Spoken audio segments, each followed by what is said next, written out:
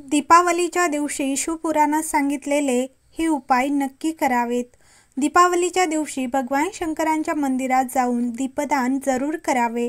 दीपावली पर्वावर शिव मंदिरात आसपास दीप जरूर लावावे, कारण आपल्याला ते फळ प्राप्त होईल जे काशीमध्ये देवतांनी दीप लावून प्राप्त केले आहे. ते फळ आपल्याला प्राप्त होईल. दीपावली पूजामध्ये अखंड दिवा कसा लावावे? दीपावलीच्या दिवशी तुपाचा दिवा आणि तेलाचा दिवा अखंड लावला पाहिजे. एक रात्रभर अखंड जळाला पाहिजे.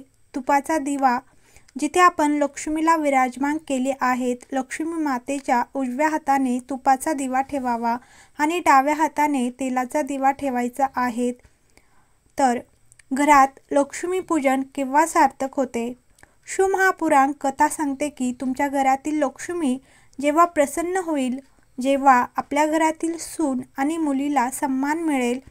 जर घरातील सुनेला सन्मान नसेल आणि लक्ष्मीला घरामध्ये आमंत्रित करत आहेत आणि आपल्या घरातील सुनेचा सन्मान करत नसेल, तर लक्ष्मीचा आदर कसा होईल? आपल्यामध्ये एक नियम बनवावे. आपल्यामध्ये एक विश्वास निर्माण करावे. लक्ष्मीपूजनला आपल्या सुनेला, आपल्या मुलीला, घरातील स्त्रीला सन्मान देईल. जेव्हा घरातील स्त्रीचा सन्मान होईल, तेव्हा लक्ष्मी माता खूप कृपा करेल, खूप करुणा करेल. श्री शिवाय नमस्तुभ्यम.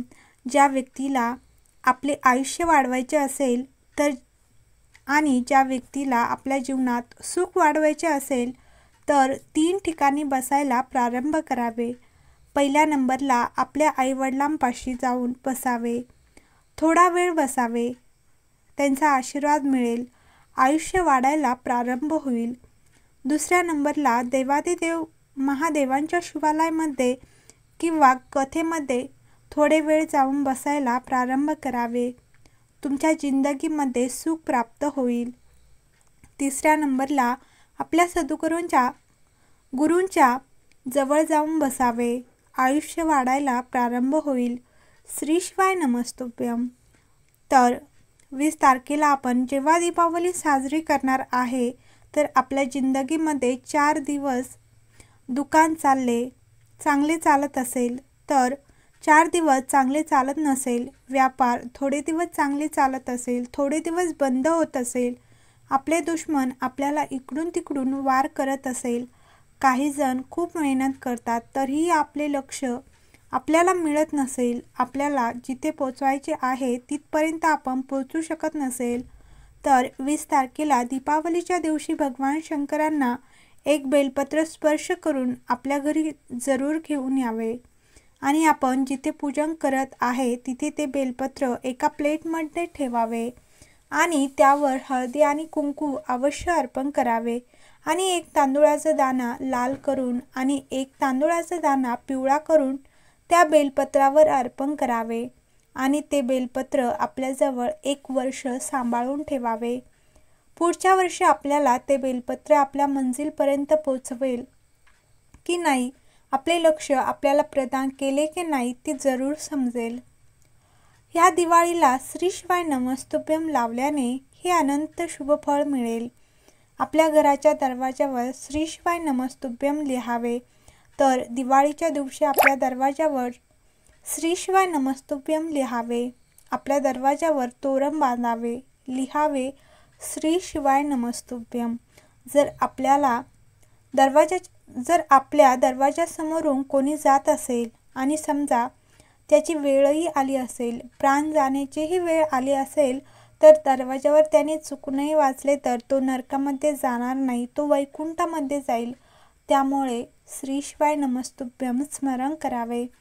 कोणी आपल्या कामासाठी जात आहेत आणि काम होत नसेल, तुमच्या दरवाजावर वाचेल श्री शिवाय नमस्तुभ्यम, त्याचे कार्य सफल होईल. त्या मंत्राचे उच्चारण मूळ आहेत श्री शिवाय नमस्तुभ्यम.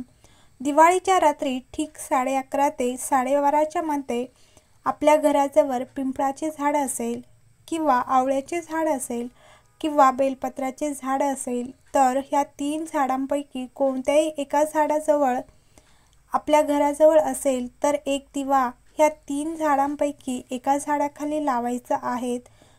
तर आपल्या घरामध्ये आपण जे लक्ष्मीपूजन केले आहे तिथे प्रणाम करावे आणि आपण लक्ष्मीपूजन केले आहे तिथे आपण 1 रुपया ठेवलेला असेल किंवा चांदीचा शिक्का ठेवलेला असेल तर त्याच वेळेस तो शिक्का आपल्या तिजोरीमध्ये किंवा कपाटामध्ये ठेवायचा आहे.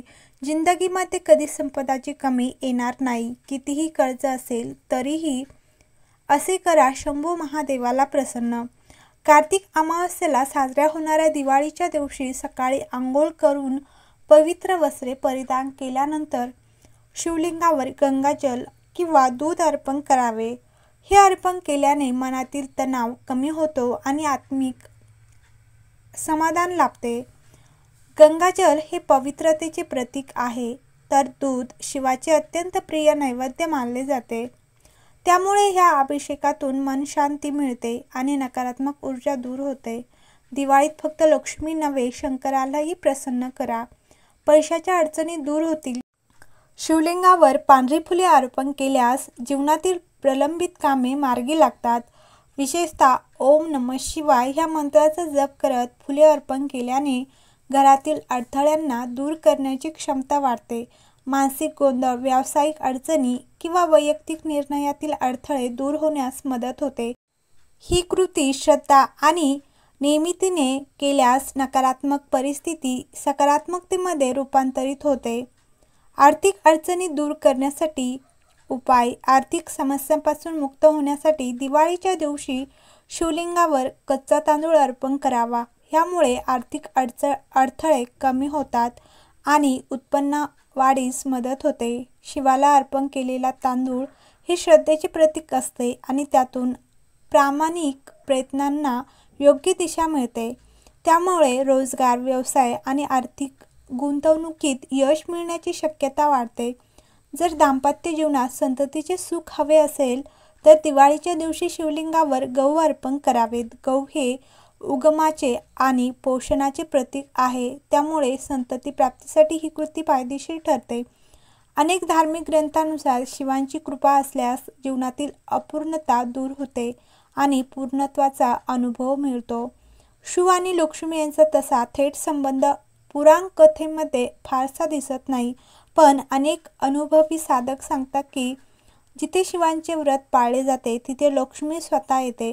शिव म्हणजे संतुलन, संयम आणि अंतःप्रेरणा, तर लक्ष्मी म्हणजे ऊर्जा, वैभव आणि संपत्ती. ह्या दोघांची उपासना एकत्र केली तर जीवन अधिक सशक्त, समृद्ध आणि संतुलित बनते. हर हर महादेव. श्री शिवाय नमस्तुभ्यम. व्हिडिओ आवडला असेल तर